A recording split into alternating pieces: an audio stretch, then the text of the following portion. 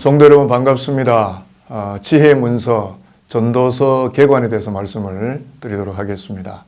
우리가 전도서 하면 가장 먼저 헛되고 헛되며 헛되고 헛되니 모든 것이 헛되도다 라는 말씀이 가장 먼저 떠오르는데, 험으로 시작해서 헛됨으로 마치는 것이 전도서라고 할 수가 있겠습니다. 실용적인 지혜를 알려주던 잠언을 우리가 읽다가 이제 전도서로 넘어와서 읽게 되면 혼란이 올 수도 있는데, 그러나 이것이 성경을 읽는 재미라고 볼 수도 있는 것은 두 권의 책이 삶의 균형을 잡아주기 때문에 그렇습니다. 그런 측면에서 잠언만 읽으면 안 되고 전도서도 함께 읽어야 할 것입니다. 전도서는 히브리 성경에 보면 코헬라트라고 부르는데 설교자, 전도자 등등을 의미해요. 70인역 셉투아진트, 즉 그릭, 헬라어 성경은 에클레시아스테스라고 쓰고 있는데, 그 뜻이 뭐냐면 회중을 모아놓은 사람, 회중에게 말하는 사람이라는 뜻이죠. 자, 그러면 회중을 모아놓고 무엇을 말하고 무엇을 설교하려는 것일까라고 했을 때, 인생은 참으로 살아볼 가치가 있는가? 어떻게 살아감이 허무하지 않게 되는 삶인가? 하는 문제를 토론하려고 회중을 불러 모아놓고 그들에게 연설을 하는 지혜의 보고와 같은 책이 전도서라고 보시면 됩니다. 영어 성경은 Ecclesiastes라고 이렇게 읽습니다. 그리고 한문 성경은 John the Shaw라고 읽으시면 도를 전하는 책 뭐 이런 뜻이고요. 한글 개역은 전도서라고 이렇게 읽으시면 되겠습니다. 전도서의 저자는 전통적으로 솔로몬을 저자로 인정을 합니다. 왜냐하면 저자는 다윗의 아들 예루살렘 왕 전도자라고 1장 1절에 기록이 되어 나오기 때문에 초대교회나 유대인의 전통으로 볼 때 솔로몬이 저자라고 믿어왔고, 또 그것은 학계의 정설입니다. 자, 솔로몬이 저자일 경우 솔로몬의 말기 때라고 추정을 해볼 수가 있는데, 왜냐하면 부귀영화를 다 누려보고 통치를 끝내고 말기쯤 와서 하나님이 없는 부나 권력이나 명예 등등 이런 인간사는 허무하다는 것을 철저하게 깨닫고 나서 기록했음을 알려주고 있기 때문에 그렇습니다. 우리가 잘 아는 장로계 창시자 장 칼뱅은 이런 말을 했어요. 인간의 마음은 우상 제작소이다 라고 했는데, 우상화된 인간의 마음은 피조물이나 사물이나 물건이나 사람을 끊임없이 삶의 최고의 자리에 올려놓으려고 한다는 거죠. 그래서 구약 성경은 일반적으로 이방의 신들인 바알이나 마르둑 또는 이시타르 같은 신들을 우상으로 묘사합니다. 그러나 전도서에서는 한 번도 우상이라는 이 아이돌이라는 단어가 나오지 않습니다. 대신에 부, 명예, 권력, 관계, 쾌락, 지혜, 그리고 심지어 신앙까지도 개인의 삶에서 우상이 될 수 있다고 지적을 합니다.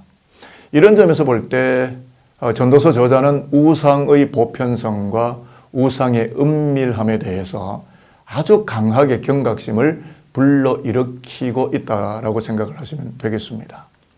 그래서 전도서를 읽으면서 솔로몬이 헛되다라는 말을 하는 것을 자주 보게 되는데, 처첩들 그리고 그들이 가져온 우상들을 쫓는 바람에 하나님을 떠나게 됨으로써 그 모든 것이 허무한 것이 되고 말았다는 고백적 신앙과 그의 삶의 철학을 배우게 되는데, 결국 하나님을 저버린 인간의 부귀영화라고 하는 것은 허무와 헛됨의 반복에 불과하다는 것을 독자들인 우리에게 깨우쳐주고 있는 것이 전도서가 되겠습니다. 전도서의 기록 시기는 솔로몬 통치 말기에 기록되었다고 위에서도 말씀을 드렸는데요. 유대 전성에 의하면 솔로몬 말경에 기록되었다고 나와 있는데, 그렇다면 이때는 솔로몬의 명성과 왕국이 쇠퇴할 무렵이었다고 보는 것이 맞고, 솔로몬 자신은 육신의 향락 또는 우상 숭배에 빠져서 인생의 후반부를 낭비해버린 것에 대한 강한 후회와 반성의 마음들로 이 책을 썼을 것이라고 봅니다. 그러므로 대략적으로 기록의 시기는 BC 935년경으로 추정을 하고 있습니다. 자, 그러면 전도서의 기록 목적은, 1차적 목적은 이겁니다. 하나님을 떠난 인생에게는 세상의 모든 것이 허무하다는 진리를 깨닫게 하려고 기록이 되었습니다. 그리고 또 하나의 궁극적 다른 목적이 있다면, 인간의 이성과 철학에는 한계가 있음을 보여주고, 그렇기 때문에 하나님을 경외하는 삶을 살도록 하는 것만이 가장 지혜로운 자의 모습이다 라는 것을 깨우치기 위해서 기록되었다고 보겠습니다. 그러니까 전도서는 하나님 외에 그 어떤 사물이나 사람에게 소망을 두지 말라고 경고하려고 쓰여진 책이라고 보시면 맞을 겁니다. 해 아래에 사는 삶, 곧 하나님을 떠난 삶이 얼마나 무의미한지를 지적하는 것이죠.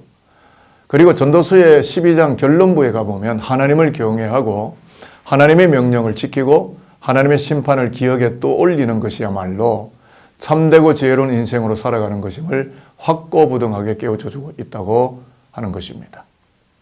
자, 그리고 전도서의 아주 중요한 신학 한 가지를 알려드리는데요. 전도서는 여호와를 경외하는 것만이 사람의 본분이다. duty of man, 사람의 의무조항이다 라는 것을 가장 마지막에 강조하면서 하나님의 주권, 또 인간의 타락, 그리고 하나님의 지혜와 인간의 죽음 등등을 열거하고 있습니다.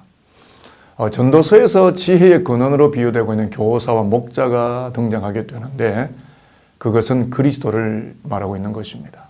자, 그래서 전도서의 중요한 신학적 팁 한 가지를 알려드린다면 전도자가 뭐라고 하느냐 하면 경건한 자들이 보상을 받고 악인들이 심판을 받을 것을 기대했다고 말합니다. 그렇지만 전도서 7장 15절에서 18절을 쭉 읽어나가다가 보면 전도자가 목격한 것은 자신의 기대와 정반대였고 너무나 달랐다는 점이죠. 의롭게 살아가는 자들에 대해서 하나님의 적절한 보상이 없는 것처럼 보이는 현상 때문에 기쁜 회의에 떨어졌다는 겁니다. 그래서 그랬는지 전도서 7장 16절에 보면 지나치게 의인이 되지도 말며 지나치게 지혜도 되지 말라라고 넋두리 섞인 역설을 펼치는데 그러나 7장 18절로 건너가 보면 하나님을 경외한 자라야만 이 모든 모순과 역설에서 벗어나게 될 것이다 라고 강조를 하고 있는데 자, 그렇기 때문에 하나님의 정의는 하나님의 뜻에 의하여 실현될 것이기 때문에 오직 하나님만 경외하는 것이 인생사에서 가장 중요한 것임을 이야기하려 하는 겁니다. 결국 성서가 말하는 하나님의 정의는 십자가의 그리스도를 말합니다. 가장 의로우신 하나님의 어린 양 예수가 억울하고 참담하게 허망하게 죽임을 당하는 것이 하나님의 정의라고 말한다면 우리는 그 하나님의 정의에 동의할 수가 있겠는가 하는 질문이 던져집니다. 그러므로 전도자가 한 가지 기대하는 것이 있는데 12장 13절에서 말하는 것처럼 하나님을 경외하는 것만이 사람의 본분이라고 말을 꺼냄으로써 악인에 대한 심판, 의로운 자에 대한 보답 그것조차도 전도서 마지막 구절인 12장 14절에 보면 하나님은 모든 행위와 모든 은밀한 일을 선악간에 심판하시리라는 마지막 구절 결론을 맺어주는데 하나님은 반드시 구원도 하시고 심판도 하시는 정의를 이루시게 될 것임을 매우 엄정하게 깨우침으로써 우리의 시선을 역사의 상황에 두지 않게 하고 하나님께로 고정시키고 있다는 사실입니다.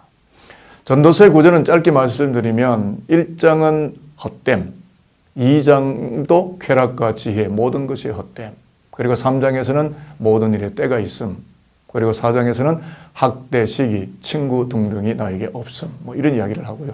5장에서는 하나님을 경외하는 것만이 중요하고 재물이 헛되다는 이야기, 6장에서는 낙이 없는 인간의 삶, 7장에서는 지혜와 어리석음이 대조되고 있고요. 8장에서는 왕에게 복종하라는 이야기, 또 9장에서는 사람이 하나님의 손안에 있다는 이야기, 10장은 너무나 지극히 작은 어리석음 속에 있는 인간의 역사, 그리고 11장은 구제, 선행, 권면, 즐거운 삶을 살아라. 그리고 12장에서는 사람의 본분은 하나님께로 향하는 것이다. 이런 이야기를 해요. 자, 그래서 좀 더 이제 심화되는 이야기를 하면 신약 성경에서 전도서 읽기인데요. 신약 성경에 전도서가 인용되느냐면 명시적으로 인용한 대목은 없는데 전도서의 영적 흐름을 차용하거나 수용해서 써내려간 성서 본문이 신약 성경 몇 곳에 나타나는데 이걸 알려드리고 마치려고 합니다. 로마서 8장 18절 25절을 여러분이 나중에 찾아보시면 바울은 하나님이 창조 세계를 어떻게 허무함에 굴복시켰는가에 관해서 이야기를 하는데 70인역 성경이 전도서의 헛됨이라는 이 헤벨이라는 히브리어 단어를 헬라음 마타요테로 사용을 하게 되는데 무슨 뜻이냐면 바울은 현재의 고난을 묘사하면서 타락의 결과가 어떻게 나타났는지를 깊이 생각하게 해주는 전도서의 신학적 사상을 자신의 로마서에서 인용하고 있다는 겁니다. 그리고 빌립보 2장 6절 11절이 케노시스라고 하는 초대교회의 신앙 고백서인데 바울은 전도서의 빛 아래에서 예수의 이야기를 말합니다. 예수는 우리 모두가 허무한 세계로부터 자유해지도록 그렇게 우리를 구원하시려고 자신을 허무한 세계에 굴복시켰다는 겁니다. 그게 뭡니까? 십자가에 못 박혀 죽으심입니다. 자기를 위하여 십자가에 죽기까지 종된 삶에 굴복시킴으로써 인간 세계를 구원케 하셨다는 것을 신학적으로 해석해 주는데 전도서의 신학 사상을 끌고 들어오는 것입니다. 그리고 요한복음 1장 10절도 나중에 읽어보시면 좋겠는데요. 사도 요한은 예수님도 화려한 왕실의 궁정이 아닌, 즉 팔레스가 아닌 말구유에 태어났다라는 것을 말합니다. 그렇기 때문에 예수님 자신도 해 아래에서 삶의 허무함을 경험하신 분이셨음을 말하고 있는 거고요. 또한 제자들마저도 예수를 배반하지 않습니까? 그 배반의 사건을 통해서 인생사에서 겪어야만 하는 진정한 허무함을 자신의 몸으로 경험하셨다는 거죠. 자, 그러나 이러한 실존적 허물을 만나신 그리스도가 가장 지혜로우시고 하나님의 정의이심을 신약 성경이 말하고 있는 것처럼 우리도 전도서 저자인 솔로몬이 외치는 것처럼 하나님을 경외하는 가운데 이 땅을 살아가면서 어차피 당해야만 하는 허무한 삶 그 자체가 하나님을 경외하도록 하는 하나의 버팀목이 되고 하나님의 정의에 목말라 하게 만들어주는 시금석이 되고 하나님의 구원에 도달하게 하는 거룩한 지혜로 적용된다는 것을 깊이 배우고 묵상하는 호기로 삼는다면 이 전도서는 우리에게 매우 중요한 책이 될 것입니다. 이제 마치려고 합니다. 전도서를 읽어 나가시면서 허무와 탄식을 뛰어넘어서 가장 높은 지혜로 우리에게 오시는 그리스도 자신을 체득하는 참된 지혜가 저와 여러분 가운데 함께 하시게 되기를 주님의 이름으로 축복하겠습니다.